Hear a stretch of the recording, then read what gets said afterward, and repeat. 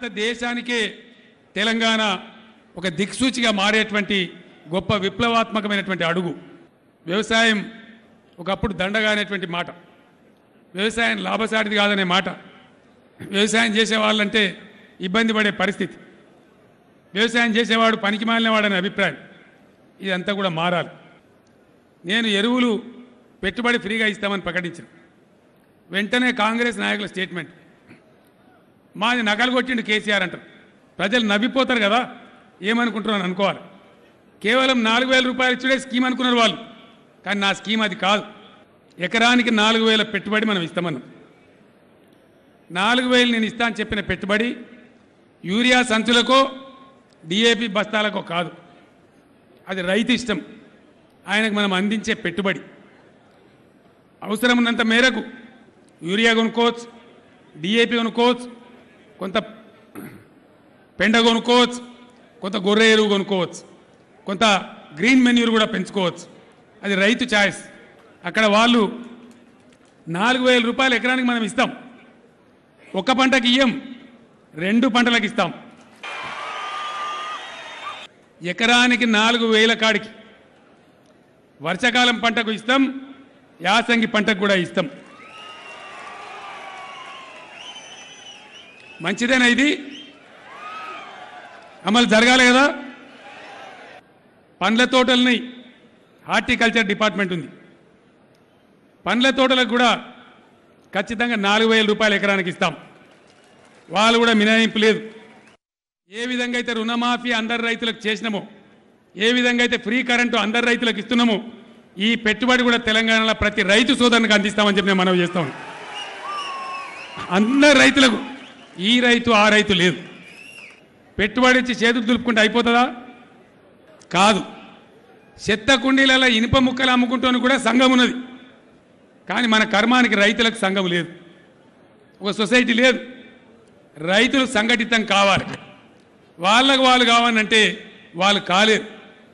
వాళ్ళని సంఘటితం రాష్ట్ర ప్రభుత్వమే చేయాలి. రాష్ట్ర ప్రభుత్వం చేస్తుంది, చేసి తీరుతుంది.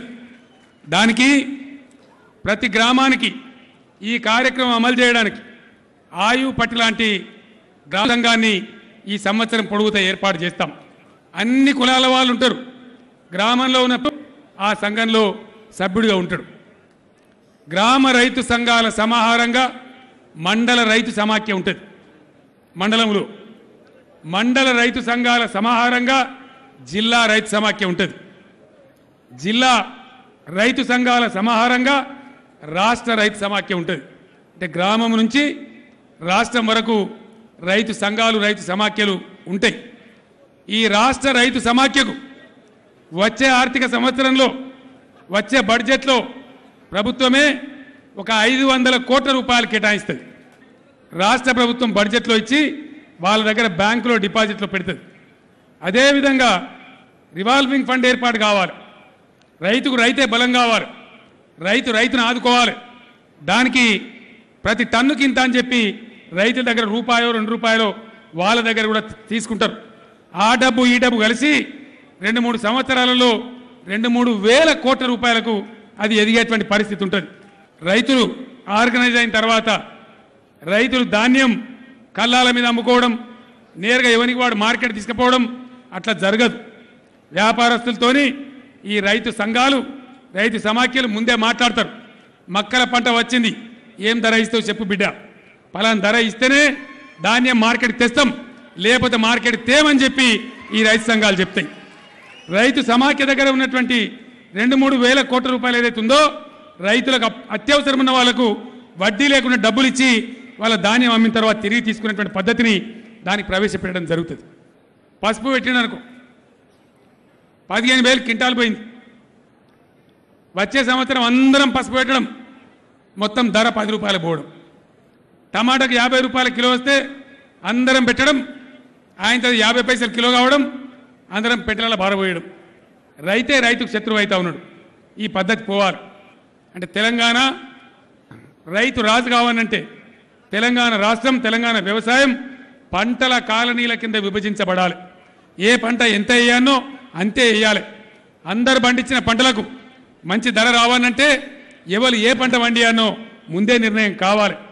ఈ రైతు సంఘాలు, ఈ రైతు సమాఖ్య చాలా పవర్ఫుల్గా, చాలా బలోపేతంగా ఉంటుందని నేను మనవి చేస్తా ఉన్నా. నేను కూడా రైతును, నేను కూడా కాపుదానం బిడ్డనే. ఇప్పుడు కూడా నాకు వ్యవసాయం ఉంది, వ్యవసాయం బాధలు నాకు తెలుసు. మనం రైతులం, పైరవికారులం కాదు. కష్టం చేస్తాం, చెమట పడిపి బతుకుతాం. ఈ పథకంలో ఎట్టి పరిస్థితులలో దళారీలు రావద్దు. ధనిక రైతులు ఉండే రాష్ట్రం ఇండియాలో ఏది అంటే తెలంగాణ అనే మాట రావాలి.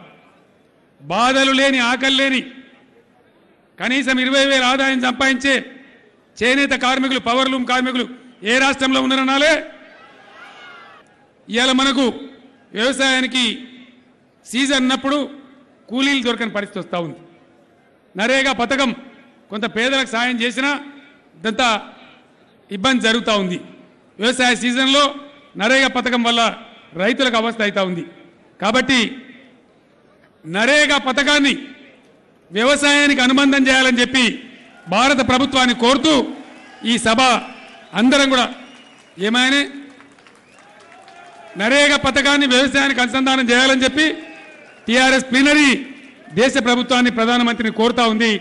23వ తేదీ నాడు జరగబోయేటువంటి నీతి ఆయోగ్ సమావేశంలో మనందరి ప్రతినిధిగా ఈ విషయాన్ని డంకా బజాయించి ప్రధానమంత్రి గారికి తెలియజేస్తానని కూడా నేను మనవి చేస్తా ఉన్నాను.